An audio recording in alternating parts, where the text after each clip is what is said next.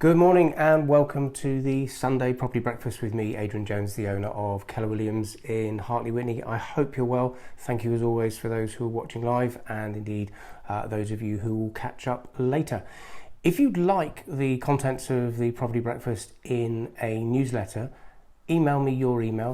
My email address is on the main link to this Facebook post, and I'll send you the breakfast on a monthly basis in the post. A little bit of property news. So while we're away for a couple of weeks, the Zoopla house price index was released again. Annual house price growth is at 5.4%, up from 4.7%. Interestingly, there's a split in property. Houses were up by 7.4%, but flats only by 1.4%. Halifax have also been releasing some figures and stats this week. They actually have house price growth at 7.4, not 5.4, but they say this is down from the previous month at 8.7. There's always a bit of difference in these people's figures. They see how the market is cooling, and they also, as a result of the stamp duty coming to an end, and also the easing of lockdown. They think that with low interest rates and a continued shortage of property in most areas, that house price growth will continue, but it's probably likely to be a bit slower. Interestingly, there's a north-south divide, and it's different to normal. London, the southeast and the east are actually showing the slowest price growth, but there's higher price growth in Wales, the northwest, Humberside, Yorkshire, and there's places like Hastings as a hotspot with over 10% house price growth. As always, if you want to know how this affects you, how it affects your property and maybe the property you're looking to buy, just give me a call. I'm very happy to come around, give you an idea of the value of your home and its saleability. Even if you're not looking to move in the near future, I'm very happy to help you because it's an important thing for you to know. If one of the reasons why you're not looking to sell is that you are always thinking, well, I don't know that there's ever anything to buy, we offer exclusively in the village and around a buying agent service. So you actually instruct us to find the house for you. Houses that may be on the market, but more likely to be off the market, we will find those houses for you. I have teamed up with somebody who has 17 years experience of doing that. So if you have any interest at all in looking for a property and getting an agent to find that property for you, do please get in touch.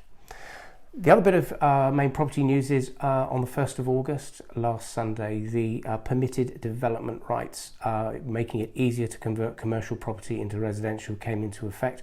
I'm a big believer in this. I'd much rather see brownfield development than green belt. And also you find that if there is property developed near to the high streets of villages and towns, that actually in turn helps boost the high street activity, and saving our high streets is critical as well. The only thing I think we all ought to keep an eye on is, just because it's easier, we need to make sure there's no blots on the landscape because of the ease with which they can get them built. There's a good example of local brownfield, not necessarily, it's not a conversion, but the Travis Perkins site in Hartley Wintney. Stratfield Homes have now submitted their full planning application. It's a very sympathetic design, really high spec, for just 9 houses, 2, 3 and 4 bedrooms. If you want to take a look at that, just go to the Hart Planning website. If you go to the Hart District Council website, go to the planning part of that, and if you just search Travis Perkins High Street, it'll come up, and then you can have a look at those plans in any detail. There's no real update yet on the Grey House School. I'll let you know as and when.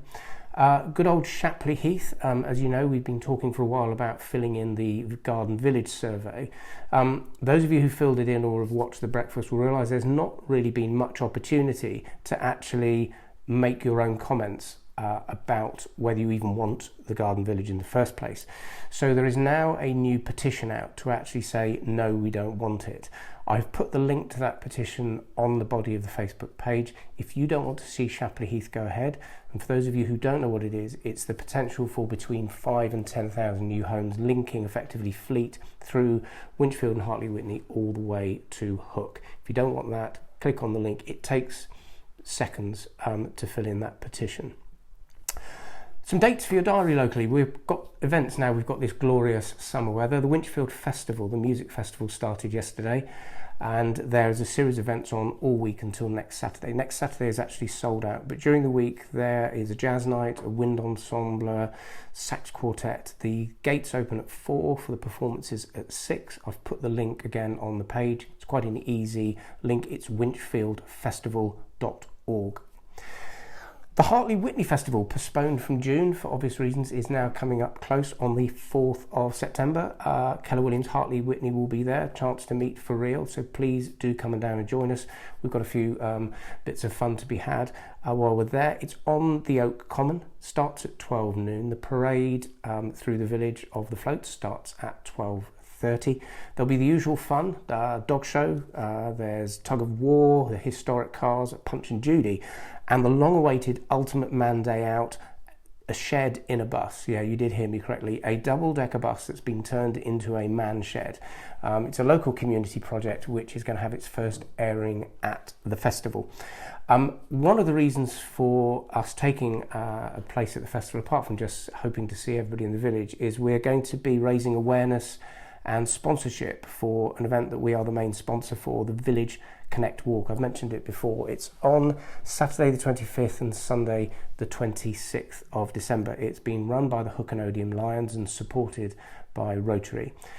It's a 15-mile walk, if you can imagine, from Hook through North Warnborough, Winchfield and back through to Hartley. You can start it at any point. You can do as much or as little of it as possible. There are stamping stations to prove where you've been, and there's refreshment stops along the way. The whole idea is to raise money for 9 local schools and a youth club in Hook. These schools have had very little fundraising opportunity over the last year, as you can imagine. So the principle is just go and sponsor any child you know. Get the family out there, get walking, go and see the countryside, go and see some things you may never have seen in the area at all. I will be doing the walk on the Sunday. I'm going to do the Sunday property breakfast from the High Street in Hartley at 10 o'clock before I head off and do my 15 miles. I would like you to sponsor me in any way you can. I'll be putting a Just Giving page up very, very soon. And I would like to try and raise money for those schools as part of that event. Finally, a little bit of Keller Williams news. As I mentioned, the market has been slower because it was absolutely frantic. Just to put that in perspective, there were more mortgages confirmed or paid over, for want of a better description, in June than there has been since 2008. That gives you an idea of the volume. The last few days has got busier again.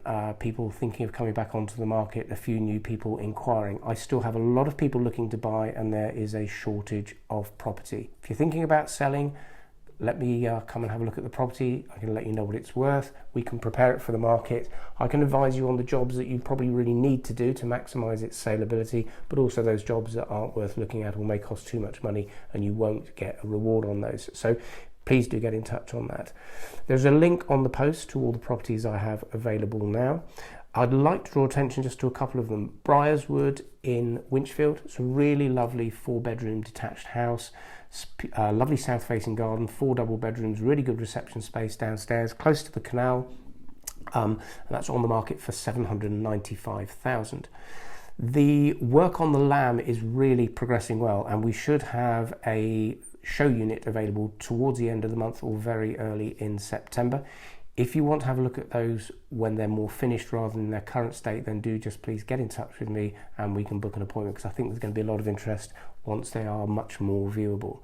And finally, if you're looking for a brand new home but don't necessarily want to live on an estate or a development, I've got a single brand new house being built in Old Basing.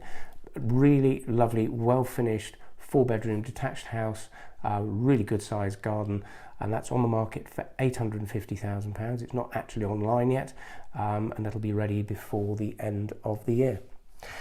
That's it for this week. If there's anything I've talked about that you'd like to know, then please, or indeed anything I haven't raised, just get in touch with me, Adrian.jones at kwuk.com, and the telephone number 01252 988 488. The result of the 3 lucky people to have a breakfast for 2 at Courtyard Cafe is being drawn in the week. I'll be joining Laura at Courtyard Cafe to select those 3 lucky winners. Thank you as always for watching and supporting the business. Don't forget those dates of those local events. Sponsor me for a 15-mile walk, and I will see you again next Sunday. Take care and bye for now.